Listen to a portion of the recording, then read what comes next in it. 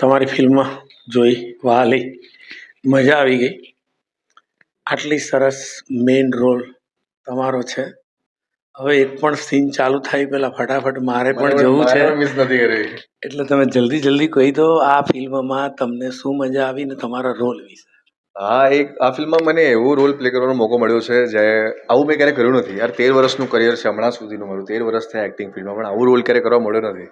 અને થોડું ડિફિકલ્ટ હતું મારી માટે, પણ આઈ થિંક જે ઓડિયન્સનો રિએક્શન છે ને એ મને લાગે છે કે I think I done my job. તમારી સાથે અમારા થિયેટર વાળા બહુ જ છે.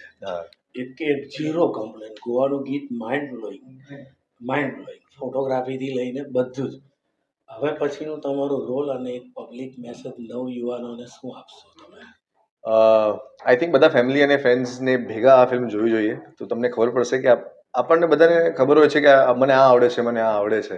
ફેમિલીમાં હું આ કરી લઉં છું, પણ હું શું નથી કરી શકતો અને મને શું નથી આવડતું એ આ ફિલ્મ તમને શીખાડશે અને શું ના કરવું જોઈએ.